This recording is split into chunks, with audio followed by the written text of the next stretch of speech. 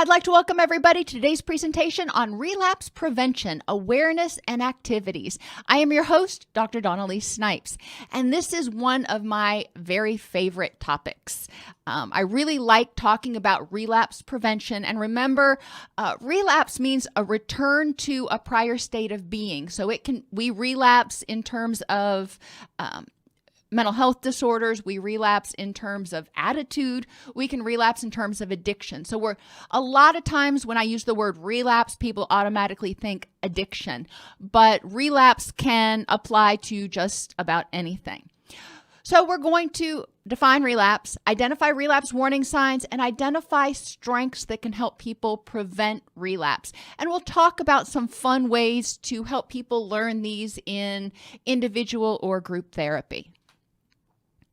As I said, relapse is the return to something that has previously been stopped. If you were a messy person and you started being very tidy and then all of a sudden you just kind of let it all go, that's a relapse. That's a relapse in that habit. So we want to really think of relapse broadly. Relapse is multidimensional too. Just like motivation is multidimensional, relapse is multidimensional, basically for the same sort of reasons. Emotional relapse is when we start feeling irritable about what's going on. We start resenting this new behavior that we're doing, or we start feeling like we're missing out on something. Mental relapse is when our thinking changes and we start justifying, denying, blaming, making excuses, anything like that. Physical relapse is, as it sounds, when we start doing things physically that are akin to what we stopped doing before. And social relapse is when we go back to interacting with other people in a way that represents our old way of being. And I'm going to use depression and addiction as our main examples today, just because those are really prominent. So let's talk real briefly about addiction relapse in these, just because that's the one everybody thinks of first. Emotional relapse in addiction, people start feeling frustrated and like they're not getting what they want, like they are missing out on something. Mental relapse goes back to that stinking thinking, the negativity, the expecting the worst, minimization, rationalization, denial. Physical relapse is when people stop taking care of themselves. It's not just going back to using, but it's going back to doing those things that make them more vulnerable to distress, which makes them more vulnerable to use. So physical relapse is going back to those old behaviors like not eating well, not getting enough sleep, and obviously using substances. And social relapse is returning to those interactive behaviors with others where you're guarded, whether you're lying, where you're manipulating to get people to do what you want to do. In depression, let's just kind of switch gears here. Emotional relapse is when you start feeling depressed again. Okay, hey, that's a shocker there. Mental relapse is when you start thinking through that depressive lens. You start seeing things as hopeless and helpless. You start telling yourself that you are useless and worthless. So your thoughts regress to those thoughts that support a feeling of hopelessness and helplessness. Physical relapse in depression is very similar to physical relapse in addiction. It's when you stop doing those things that you need to do to help maintain your neurotransmitters and the health of your body to support your mood. That can be stopping taking your medication, not getting enough sleep, not eating well, but it also can be sleeping too much. So there are a lot of things. We want to look back and we want to say how, when you were symptomatic, what were you like emotionally, mentally, physically, and socially? What were those relationships like? When you are working on your recovery, not necessarily that you've gotten there, because sometimes it's always a work in progress. A lot of times it's always a work in progress. But when you are in that good place for you, what is different emotionally, mentally, physically, and socially? How do you feel? We want to have people create a distress versus happiness worksheet. And this is one that I generally have people do when they are, between sessions. If it's a group session, that's fine. This is a homework assignment. They bring it back to the next group. But they basically do what I just said. I want them on a sheet of paper to identify what they're like emotionally when they're experiencing distress or they're experiencing symptoms, and what they're like emotionally when they are experiencing happiness. A lot of people, for example, when they are happy or when they're in a good place or when they're in a recovery state, whatever you want to call it, emotionally, they're not just happy. They're also curious. They're also excitable. There are other emotions that happen that when people are not symptomatic. Remember that a relapse is when people start returning to any of the people, places, things, behaviors, or feeling states that are characteristic of the problem. And I'm going to just generally call it the problem today because it can be so many different things. In emotional relapse, emotions and behaviors become negative and unpleasant. People may find it difficult to start experiencing pleasure. Just nothing does it for them. So we're noticing, and think about different clients that you've had, or maybe even yourself. It doesn't necessarily start with emotional or physical or social. Relapses can start in any of those different areas, and they generally kind of reverberate out and bring the other areas down with them. Likewise, recovery can start in one area and it reverberates out and can bring the other areas up. And that's what I want people to see, is to recognize that they need to be alert to all of these different dimensions in order to catch relapse early and in order to identify all the different tools they have to help them maintain recovery. It's important for people to identify what triggers their negative emotions, such as anger, resentment, jealousy, guilt, anxiety, fear, stress, and depression. Now, you notice anger, resentment, jealousy, and guilt are all kind of smushed together with slashes. That's because they're all variations on the emotion anger. Resentment is anger at somebody else for something they should have done. Jealousy is anger at somebody else for having something that you want. Guilt is anger at yourself for something that you should have done. So it's anger. I'm kind of putting it in there. Anxiety, fear, and stress are all kind of different flavors, if you will, of fear. So I kind of smush those together. When people say that they are terrified, obviously that's on one end of the spectrum. When they say they are stressed out, that's kind of on the other end of the spectrum. And I tend to conceptualize anxiety as somewhere in the middle, but it's a continuum. And then depression. Some people say that depression could go in that anger area. I would argue it could go in anger or anxiety, but it could also be its own thing. Because when we are stressed out for too long, like we talked about on Tuesday, our body can go into a conservation state, which is hypocortisolism, which causes us to have less fight or flight activity because our brain doesn't want to become excitotoxic. Okay, that's cool. But unfortunately, when that happens, we tend to feel at the very least, Eeyore-ish. And, poor Eeyore gets such a bad rap, at least in my classes, because, nothing ever seemed to make him super happy. Nothing seemed to make him super depressed. He was just kind of there. He was just kind of blah a lot of the time. And, that's something that we can see in people who are anxious for too long. When people are anxious or angry for too long, remember those are both sides of fight or flee. Those are both indications that the body is experiencing a threat. The brain thinks that there's a threat. Well, when that threat persists for too long, eventually people are going to start feeling hopeless and hopeless. Now, I put depression in its own little category, because depression can also mean we lose something that is important to us, and that helps us know what's important to us. But it's important for people to know what triggers their three main categories of dysphoric emotions.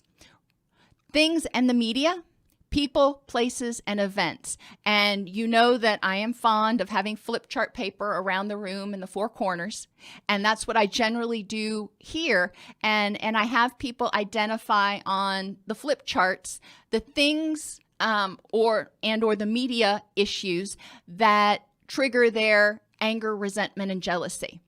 And the people in their life, and they don't have to name particular people. They can say my cousin or, whatever, or talk about different characteristics of relationships that trigger their anger.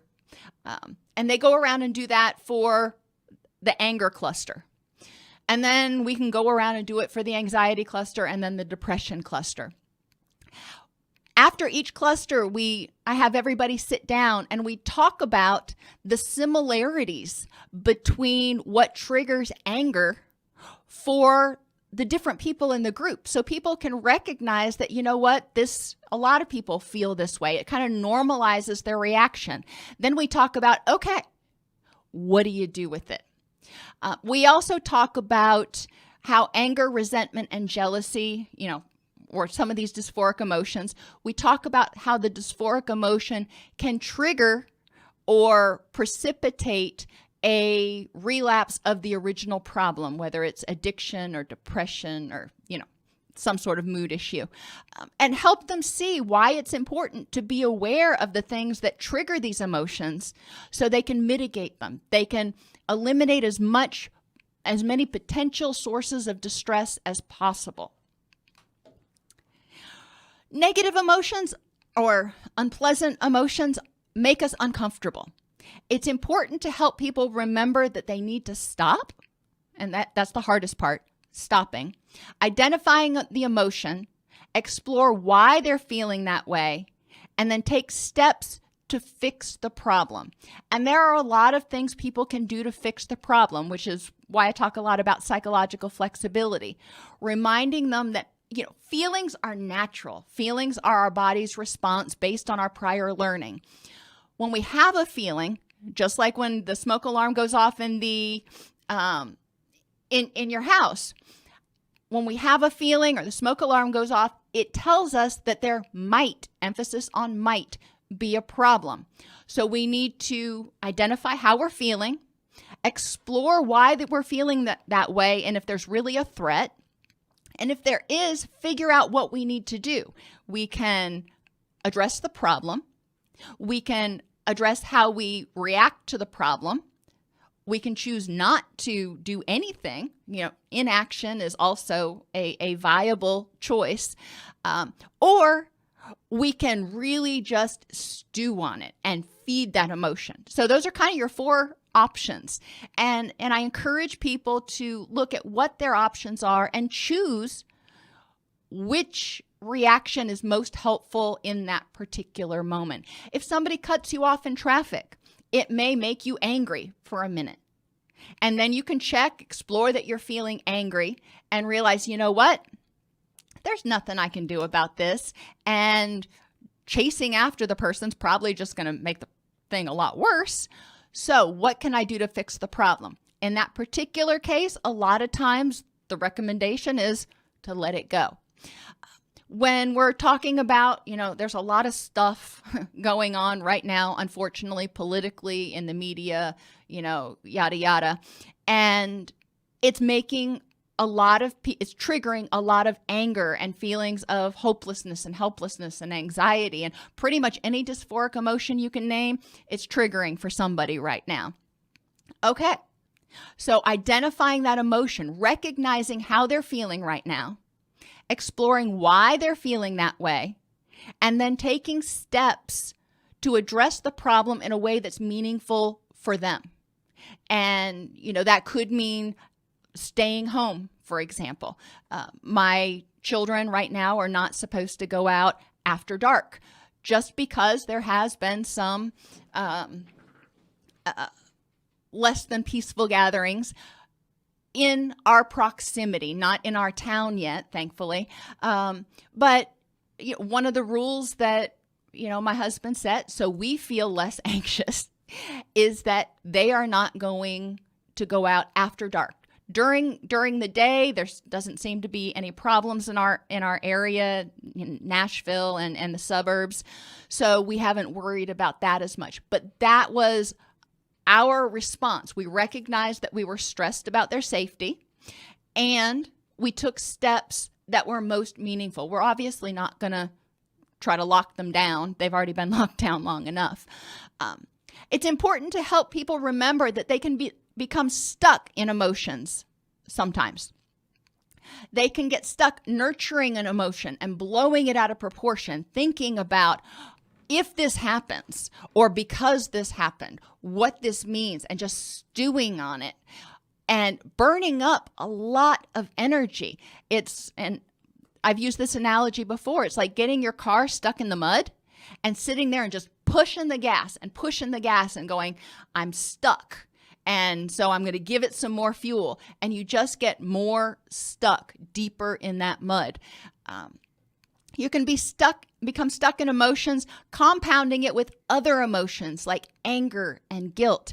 If you feel depressed, for example, then you may also feel angry at other people for not understanding. You may feel angry at yourself, at your body, for not, shaking it off, or for having another depressive episode. You may feel guilty because you feel depressed and you don't have the energy to get up and go to your kid's soccer game or whatever. And it's important to remember and recognize the totality of the emotions, because the more secondary emotions you pile on, the more you've got to claw out of before you can see the light of happiness. People can get stuck in emotions when they personalize what's going on. If they feel angry, for example, they can personalize it and think, all of these people are trying to make me angry. They don't have any respect for me. And in reality, a lot of people are so egocentric that they're really not thinking about their impact on you. And people can get stuck in emotions trying to escape from it. Instead of accepting it is what it is right now, they try to escape from it. And as soon as they quit running, as soon as they take a breath from trying to escape, that emotion is still there. And it's important to help them figure out how they're going to deal with it. There is definitely something to be said for radical acceptance and distress tolerance skills, but those are to be used to help people to get into their wise mind so they can figure out what to do to respond. Remember, on Tuesday, we talked about the fact that when people's HPA axis is activated, when their threat response system is in overdrive, there are a lot of things going on. They have high levels of glutamate and norepinephrine. That norepinephrine can cause tunnel vision. So we want to help them get back into their wise mind, turn down that HPA axis so they have less norepinephrine imbalance and they can think more logically about what some of their options are. So instead of, feeling like they're stuck and trying to escape from it and staying completely revved up, they can get into their wise mind. Again, remember that emotions are just cues like a stoplight.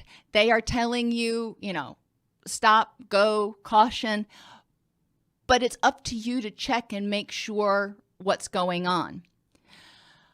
Negative emotions are how people feel in the moment. And I don't want my clients in recovery, I don't want anybody to ever think that they should be happy all the time, every day.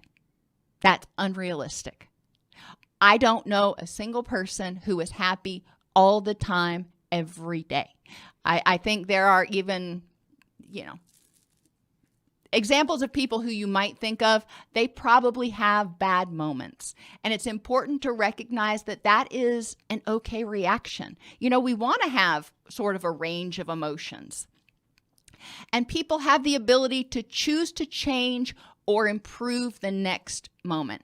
One of the things I like to do with people after we go through the emotional triggers, the distress triggers activity that we talked about on the last slide, we talk about what can you do to change or improve the next moment when that happens. I want them to walk out of group that day having 2 or 3 ideas of different ways they may react instead of holding on to nurturing or getting stuck in that emotion. To prevent emotional relapse, people need to practice mindfulness.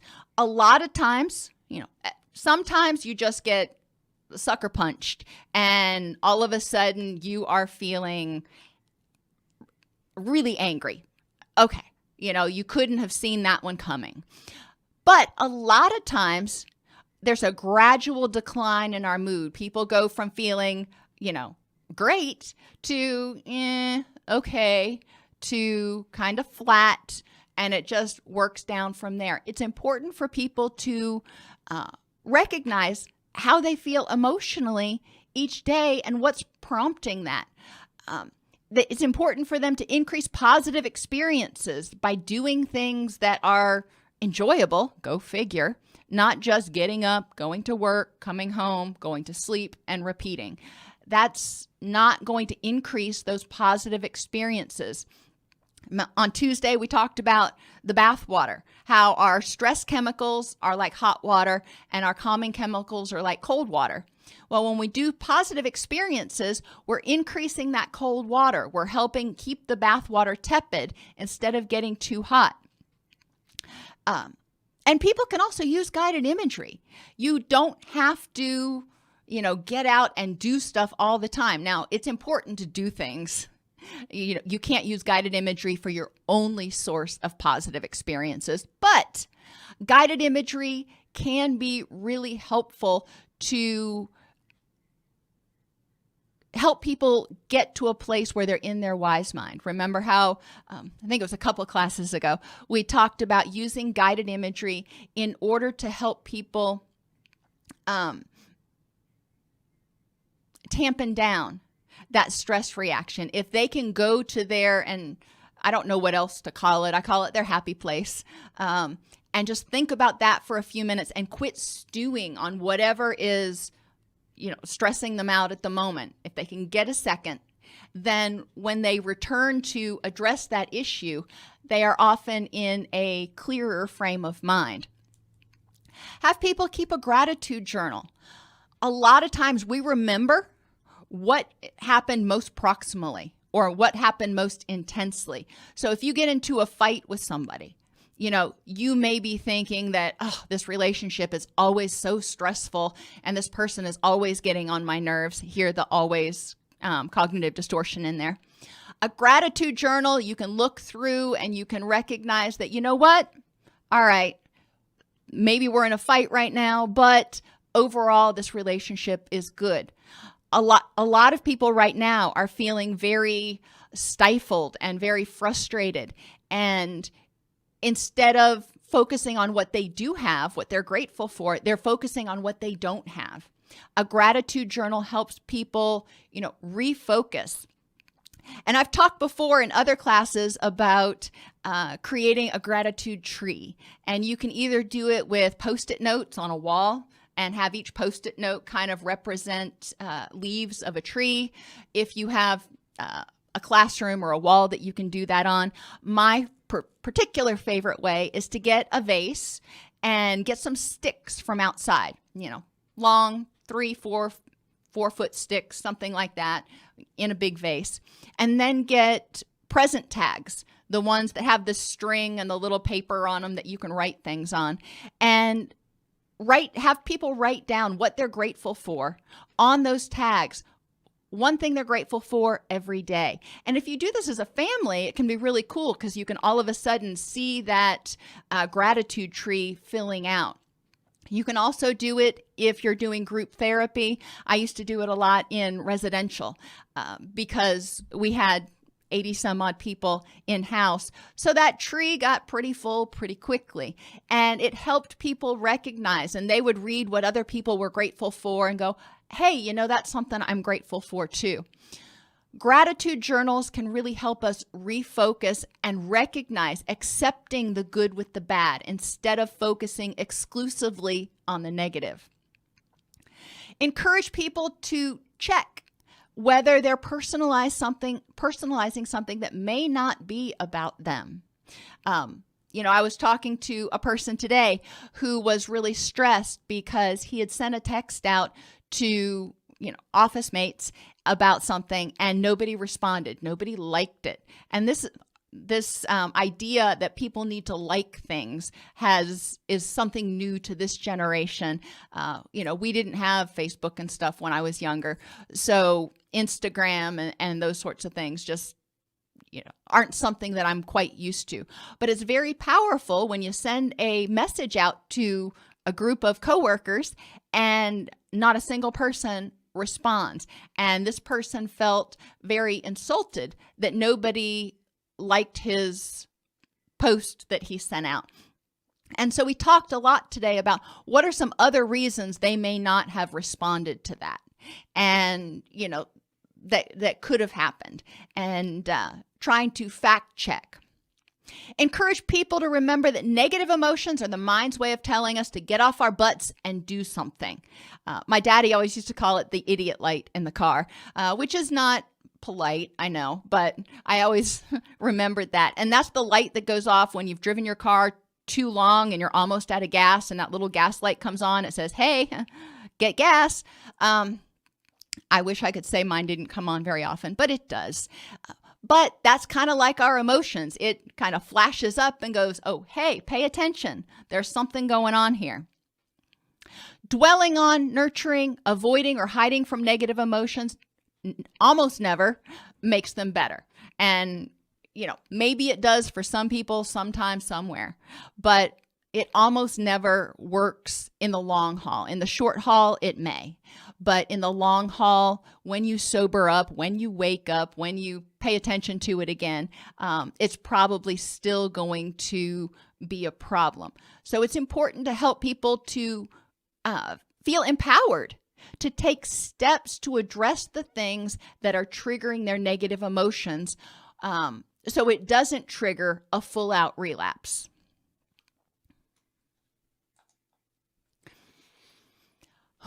Another activity that you can do is to have people list 10 things that they choose to get anxious or angry about, or they chose to get anxious or angry about over the last week. I like to use the last week because that's pretty proximal. People can usually remember 10 things that they got irritated about.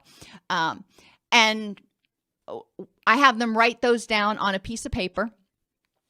And then we go around and we talk about it.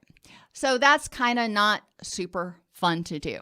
Another thing I've done is collect those papers and write 15 or 20 of them on a beach ball.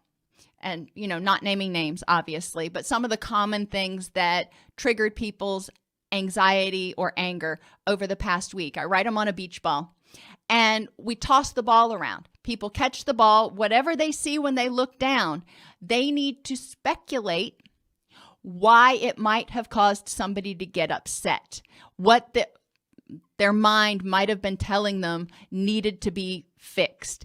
And it's just a little bit more interactive than writing it down on making lists and discussing it. I like to do things that are a little bit more kinesthetic, partly because when people are moving, when people are having fun, their brain is more primed to remember things. Kind of an interesting little trick there. We talk about whoever's holding the ball also talks about how holding on to upsetness, I know it's not really a word, about whatever it was, would that have done any good? What was their initial reaction and was it helpful? So whatever this thing that happened, like getting cut off in traffic, what was your initial reaction? I got angry and, I screamed expletives at the person. Okay. Was it helpful? Really? No, probably not. The person couldn't hear you and it probably just drained some of your energy. And then what could you do differently next time to either change or fix the situation? So what we call in my practice, improving the next moment. Change how you feel about the situation, walking that middle path, recognizing, for example, that some people are crappy drivers and some people are really good drivers, and there's just nothing you can do to change them. All you can do is, be a defensive driver. Or let it go with radical acceptance. When people get their beach ball, I do have them go through each one of these questions. You can do it where they only go through one or two, so it moves a little bit faster.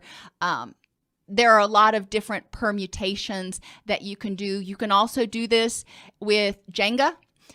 You can have people, you can actually write the stressors on Jenga blocks, and when people pull a Jenga block, then they have to respond to whatever the stressor is that's on that Jenga block.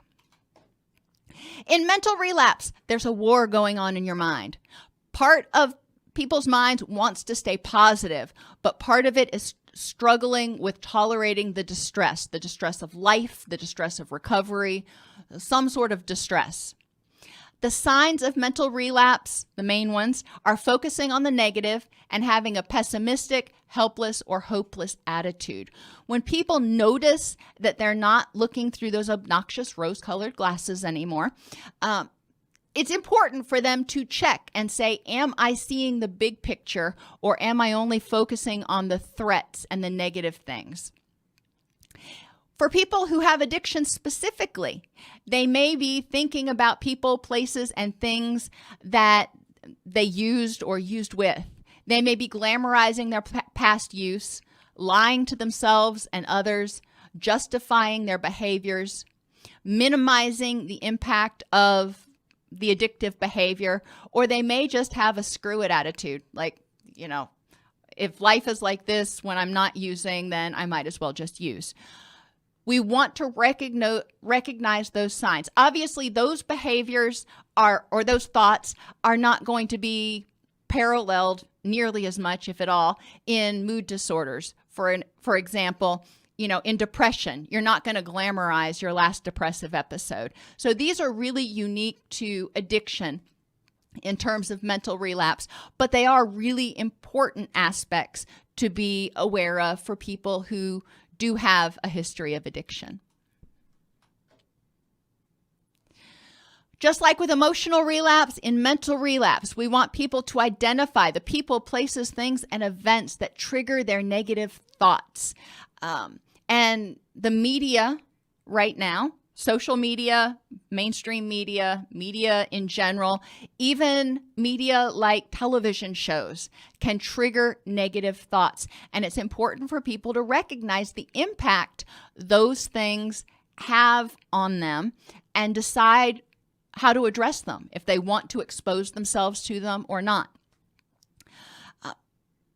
Encourage them, again, to recognize the thoughts that they have that trigger them to feel angry, guilty, envious, or even scared. Now, emotions, kind of pop up. All of a sudden, you notice you're feeling somehow, some way. It's important to go through, that old ABCs from cognitive behavioral therapy and identify those underlying cognitive beliefs, those underlying cognitions that are triggering or are prompting the brain to feel or to activate that threat response system. So we do want people to recognize that there's a correlation. When they're feeling a certain way, they're probably also having unhelpful thoughts. If they change their feelings, then their thoughts are probably going to change. If they change their thoughts, then their feelings are probably going to change. That whole cognitive triad of thoughts, feelings, and behaviors that we talk about in CBT. When people are trying to identify unpleasant thoughts, again, you can do the flip chart activity if you want to. Loss of control, failure, isolation and rejection, or death / loss of something. And have people identify the thoughts that they have that make them feel angry, irritated, or resentful. In what way do they represent a loss of control or the unknown?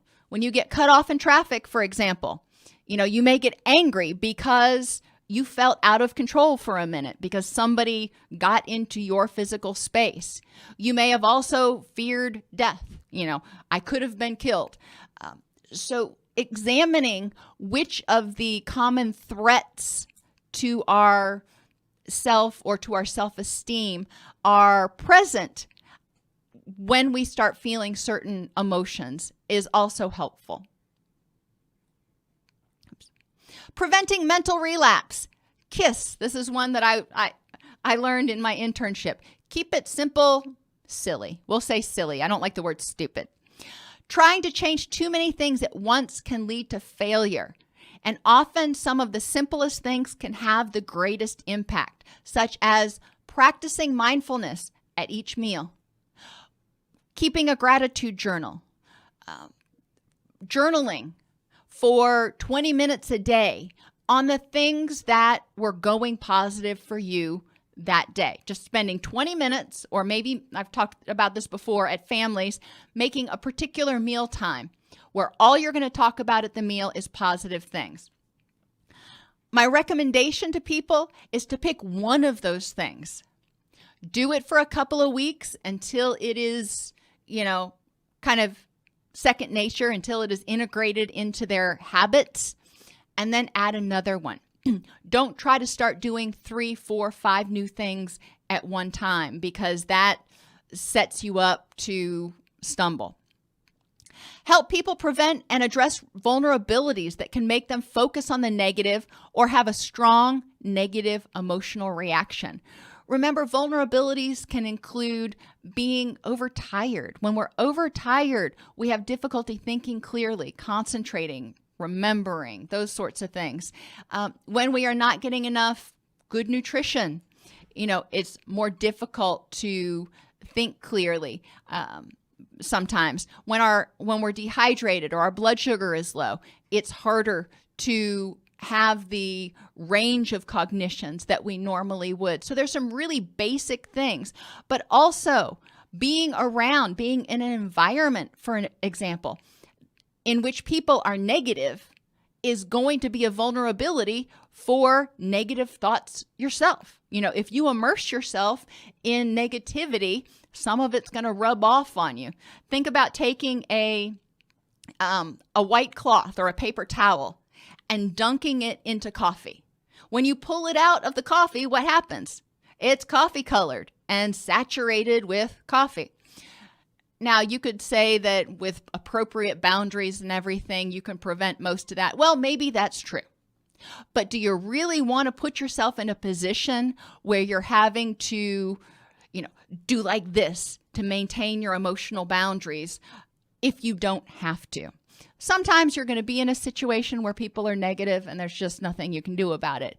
But if you can prevent hanging around people or continuing to stay in a place where people are espousing negativity consistently, it can be helpful. Good orderly direction. I talk to people and we think about life as a roadmap. The destination that most of my clients want to get to is happiness or recovery. What I want them to do is before they act, before they do anything, when they feel upset or even when they feel happy, think about whether that choice, that behavior, that thought keeps them on the right road, keeps them headed towards that destination recovery, or is an unpleasant detour. We also talk about head, heart, and gut honesty for mental relapse. Head honesty means it makes sense logically that this is going to help me. Heart honesty means it makes me happy. It makes my heart happy to do this. And gut honesty, that's those spidey senses. And when your gut is saying, not so much, then there's a misalignment, because the head and the heart can really try to bully the gut sometimes, but the gut is generally the tiebreaker. When we're getting ready to do something that is not helpful to our recovery, head, heart, and gut honesty. We may be able to rationalize it. It may be something we really want, thinking about alcoholism, maybe somebody is going to rationalize that one drink, I really just want one drink, so the heart may say, yeah, I want it. The head may say, oh, come on, you can do it. But the gut's probably down there saying, you've been down this road before. Don't do that. Mental relapse can be prevented to a certain extent by making sure that our decisions all have head, heart, and gut honesty. That'll help keep us out of some of our troubles. Social relapse is when people have returned to the old people, places, and other people who co-sign on their BS.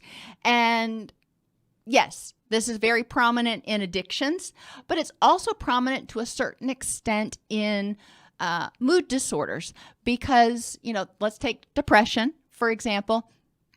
If somebody starts having a depressive episode, they may start acting and relying on others to caretake for them.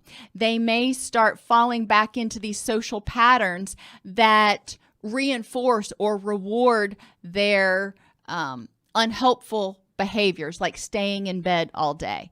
So it's important to recognize that, if somebody who is depressed wants to stay in bed all day, even though, we know that that is going to mess up their circadian rhythms and all that other kind of stuff, they may gravitate to hang out with people who will cater to them, bring them their food in their room, and not make them get out of bed, instead of people who would encourage them to, at least get up and get a shower.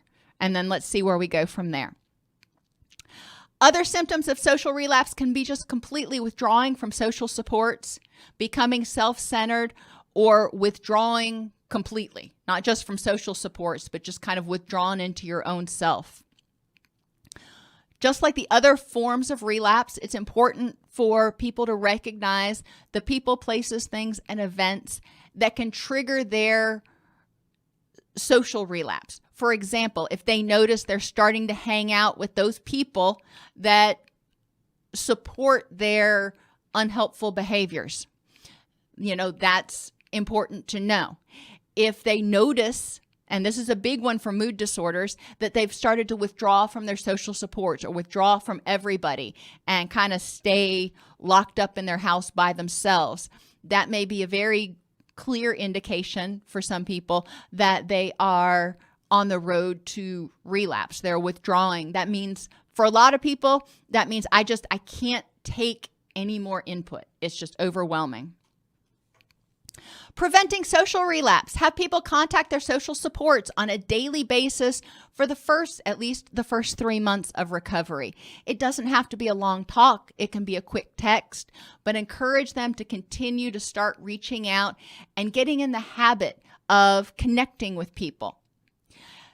Keep a business card in your wallet with the names and numbers of 3 social supports. And yes, you can keep it on your mobile device too, but change your phone number if possible and destroy contact information for people who might trigger a relapse. And this, again, can be mood disorders.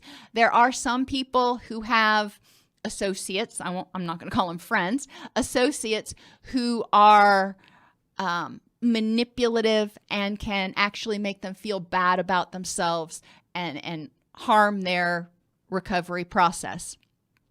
And finally, find at least one pro-social activity to do each week. Volunteer, go to church, go to the gym, go to the library. I don't mean you have to be out with 15 other people if you're an introvert, but find something positive, pro-social to do where you're getting out of the house. Physical relapse is characterized by fatigue, increased anxiety, difficulty sleeping, neglecting physical health, sleep, exercise, nutrition, not taking your medication.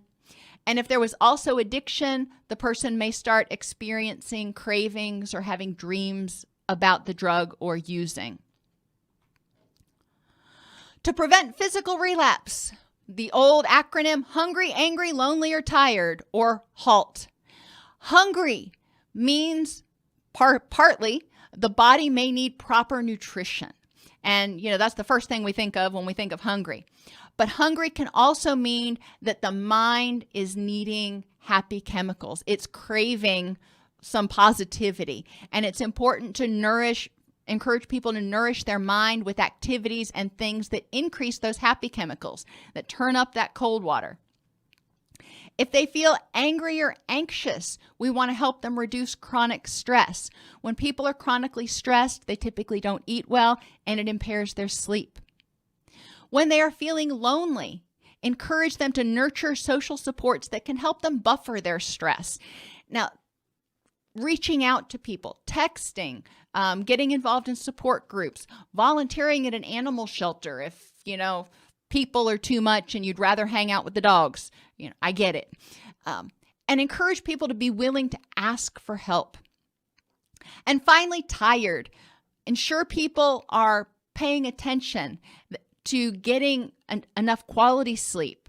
And remember that issues such as sickness and pain also prevent quality sleep. We want people to review their strengths. And, I like this activity. We've been focusing on what triggers your anger, what triggers your anxiety, all the unpleasant stuff. I also want to talk about what is life like when you're happy? What's different when you are actually happy? Think back to the last time that you felt happy. What was different? And what was the same? This is a question we don't often ask, but even when we're feeling unhappy, there are also times that we may feel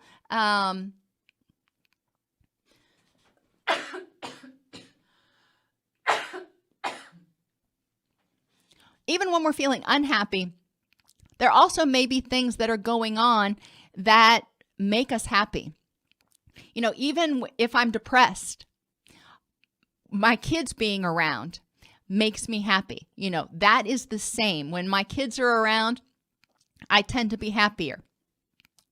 Have people identify ways they cope with stress, activities they like to do, and their positive qualities and strengths.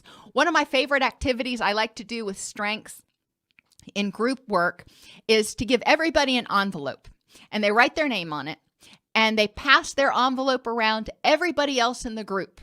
And each person in the group adds something to their envelope, identifying strengths that they've seen in that person.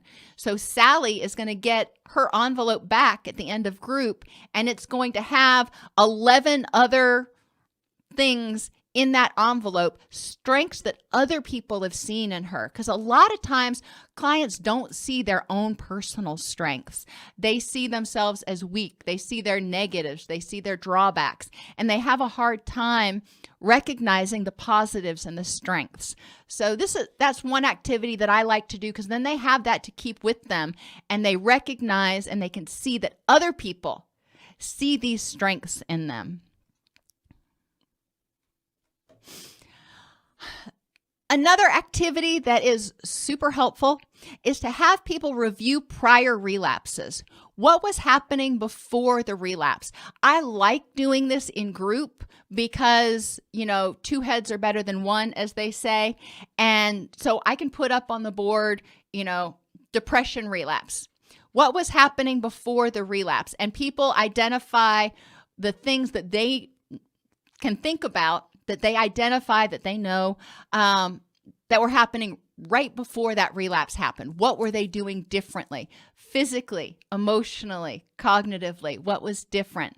What triggered the relapse, if there was a particular trigger for it?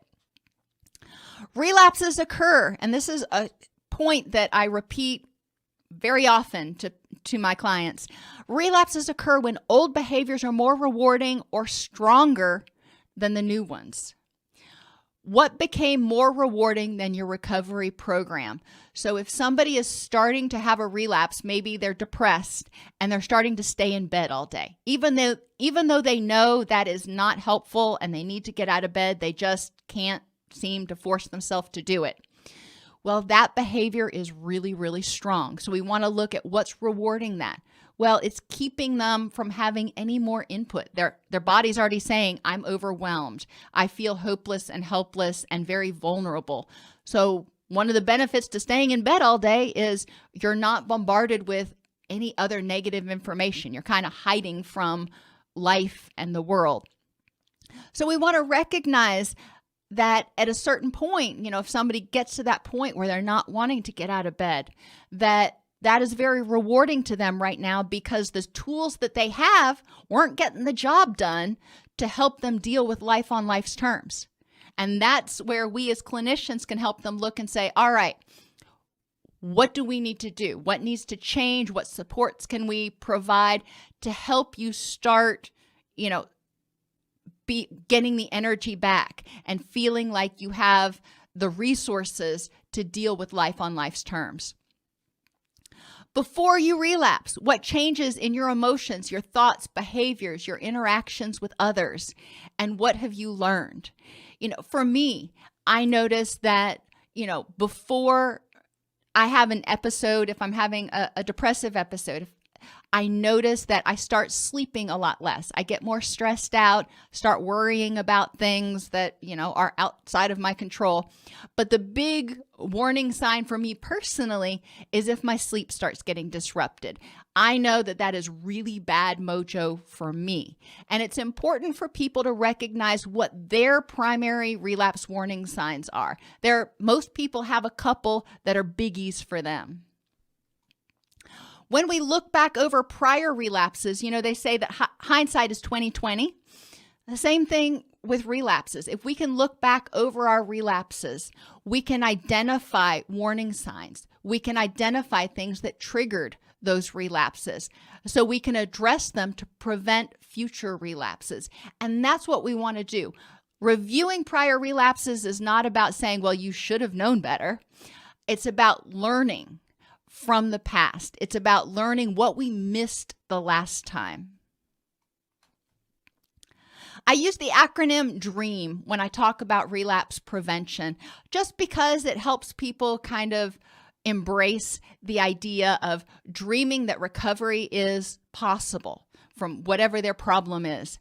But recovery takes determination, resilience, being willing to find exceptions instead of thinking that things are always bad or, never going to be good again.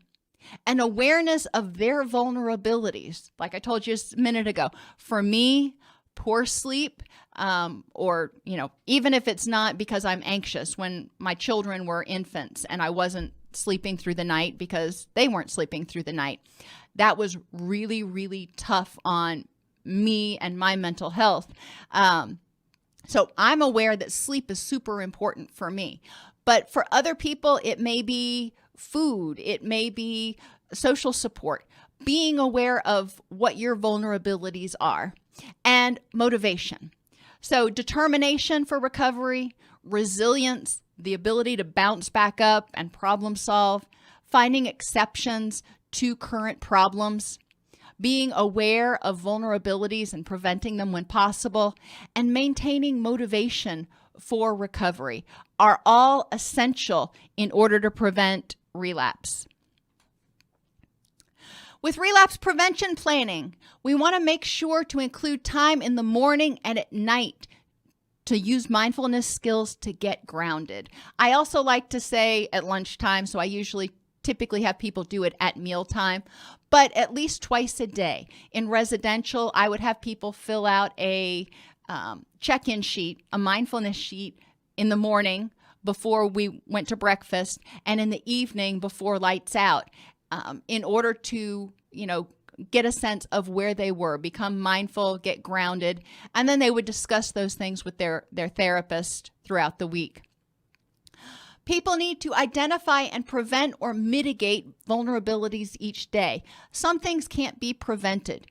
For example, there's a lot of stuff going on in the world right now that is extremely stressful and extremely disheartening. I can't prevent that from happening, but I can mitigate it by limiting how much time I spend watching the news, reading the news, or on social media. Avoid alone or idle time if your mind tends to wander to dark places. when you're at the place where your mind wanders to dark places, you're already one step into that relapse. So it's important to find things to do when you're in that state of mind, so you don't get sucked into that dark cavern mentally. Incorporate positive experiences each day. Set realistic daily goals, and make sure to give yourself credit for positive accomplishments. Too often, people minimize their positive accomplishments and amplify their failures. Well, we really want to turn that the other way around. We want to minimize the negatives or identify failures as learning experiences and really highlight those successes. Relapse triggers can be emotional, mental, physical, or social. For each trigger that people identify, have them describe at least one way they can deal with it. I really encourage my clients to keep sort of a list of their main relapse triggers with a line down the center, and on the other half of the sheet, at least one way they can deal with that trigger. For example, if there's somebody in their life that is very pessimistic and that's a trigger for them, how can they deal with that person? Have people practice mindfulness each day in order to help them become aware of their personal daily vulnerabilities for relapse. Every day is a new day. And every day there are going to be different things, stressful meetings you've got to go to, bad traffic, bad weather, whatever it is. And for each general category of stressors, identify 3 things you can do to continue on your journey toward happiness. Between writing notes, filing insurance claims, and scheduling with clients, it can be hard to stay organized. That's why I recommend Therapy Notes. Their easy-to-use platform lets you manage your practice securely and efficiently. Visit therapynotes.com to get 2 free months of Therapy Notes by just using the promo code CEU when you sign up for a free trial at therapynotes.com.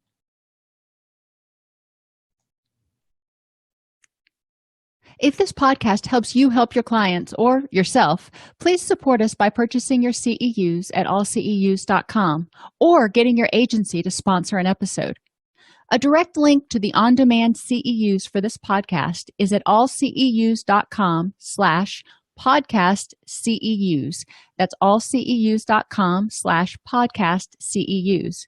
To sponsor an episode of Counselor Toolbox and reach over 50,000 clinicians per week, go to allceus.com/sponsor. Thank you.